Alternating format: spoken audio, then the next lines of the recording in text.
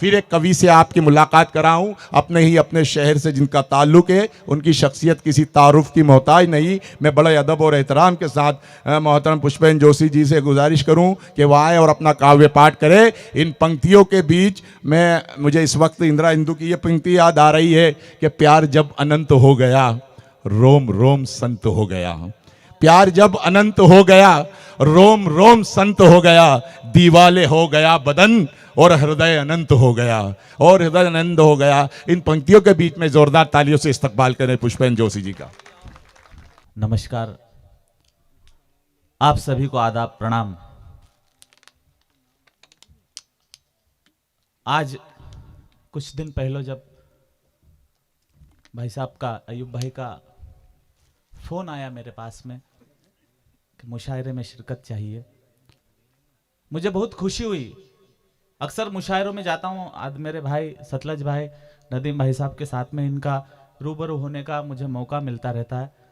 पर सच बताऊं तो उर्दू एक अदब की महफिल है, और आप सब, मुझे आज यहाँ पर आकर के ऐसा ही लग रहा है कि मैं अपने परिवार, अपने खानदान के बीच में बैठ करके मुझे शायरी पढ़ने का मौका मिल रहा है। मैं 4 पंक्तियों से अपनी काव्य यात्रा की शुरुआत करता हूँ, और ये भी बात यकीनन है, आज बड़े प्यार से जो आप लोगों का बुलावा आया, मेरे बड़े भाई आदरणीय नदीम शाह जी से मिलने का मौका मुझे मिला है। मैं अपनी 2-2, 4-4 पंक्तियों की मुक्तक से अपनी काव्य यात्रा की शुरुआत करता हूं। ऐसा ही लगा कि मुझे अपने परिवार ने बुलाया है। स्वागत। उर्दू कह रही है कि एक रंग मैंने जमाया, वाह, एक रंग तुम जमा जाओ। क्या कहने। एक रंग मैंने जमाया, एक रंग तुम जमा जाओ। उर्दू तुम्हें आवाज दे रही, हिंदी तुम चली आओ। वाह वाह। एक गजल के 2-3 मुक्तकों से शुरुआत करता हूं। भाई ने बताया देवदास, हालांकि मैं एक टूटा हुआ शायर हूं। चांदनी रात में उनको भुलाए बैठे हैं, चांदनी रात में उनको बुलाए बैठे हैं। चांदनी रात में उनको भुलाए बैठे हैं। चांदनी रात में उनको भुलाए बैठे हैं। उनके जीवन में रोशनी हो सोच कर फिर भी, उनके जीवन में रोशनी हो सोच कर फिर भी, क्या कहने। अपने हाथों से अपना घर जलाए बैठे हैं। क्या कहने। वाह वाह। अपने हाथों से अपना घर जलाए बैठे। क्या कहने, क्या कहने। चेहरे पे तेरे एतबार कर नहीं सकता, साहिल का मारा हूं मझधार का एतबार नहीं कर सकता। इश्क में तेरे पत्थरों की चोट तो सह सकता हूं, मगर तेरे फूलों का एतबार नहीं कर सकता। और चाहे बन जाओ हम सफर मेरे जीवन के कारवां में, मैं चांदनी का जला हूं धूप का एतबार नहीं कर सकता। वाह वाह। मैं जानता हूं बहुत दूर तक अंधेरा है। क्या कहने। मैं जानता हूं बहुत दूर तक अंधेरा है।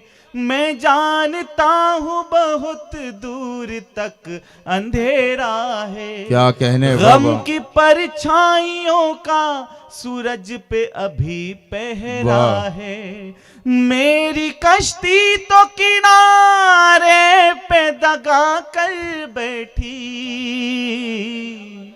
मेरी कश्ती तो किनारे पे दगा कर बैठी। क्या कहने। दोष क्यों दूं के समंदर ने मुझको घेरा। क्या कहने। वाह वाह। दोष क्यों दूं के समंदर ने मुझको घेरा है। क्या कहना। एक गजल के 2 शेर, और जहां से सुभाष जी तिवारी ने अपनी बात को खत्म किया था, वहां से फैयाज सेठ यहाँ पर कहीं बैठे थे जी। आपकी एक इच्छा थी, मैं 2 मुक्तक, सिर्फ 2 मुक्तक बैठ करके अपने स्थान पर चला जाऊंगा। मैं उस मां के सम्मान में पढ़ना चाहता हूं जो मेरे और आपके घर में उस अल्लाह, उस ईश्वर के स्वरूप घर में, जी। क्योंकि ईश्वर और अल्लाह घर घर में जाकर के जन्म नहीं ले सकते, उन्होंने माता पिता को अपने घर में उनका जगह दिए, उनका स्थान दिया। मैं 2 पंक्तियां आपके बीच में रखकर अपने स्थान पर बैठ जाऊंगा। जी स्वागत। ऐसे यकीनन मानिए कि माँ कभी अपने बच्चों से रूठती नहीं है, माँ कभी अपने बच्चों से नहीं रूठती है। मैं और हमेशा वो कहती रहती कि कुछ काबिल बन जाओ, पर हम उसके काबिल नहीं तो वो हमारे काबिल हो जाती। शेर यहां से है कि मैं उसके काबिल नहीं तो वो मेरे काबिल हो जाती है। वाह। मैं उसके काबिल नहीं तो वो मेरे काबिल हो जाती है। और माँ जब रूठती है तो फिर तारों में शामिल हो जाती है। वाह।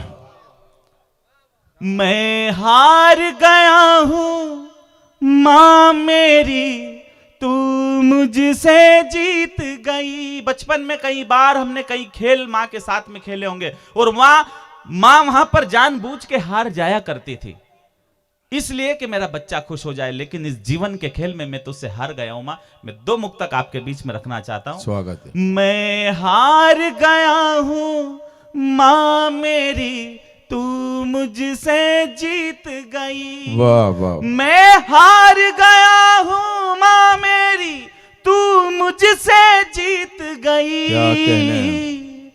सुनने को आवाज तेरी कई सदियां बीत गई। सुनने को आवाज तेरी कई सदियां बीत गई। क्या कहने हैं। मैं हार गया हूं माँ मेरी, तू मुझसे जीत गई। क्या कहने, क्या कहने। सुनने को आवाज तेरी कई सदियां बीत। वाह वाह वाह वाह, क्या कहने। बचपन में कहीं हमें चोट लगती थी तो आह माँ के दिल से निकलती थी, पर इस दुनिया की भरी भीड़ में मेरे जख्मों पर मरहम रखने वाला कोई नहीं है। माँ तब तेरी याद बहुत आती है। वाह। जिस माँ की आंखें बेटे के दुख से नम हो जाती है। क्या कहने।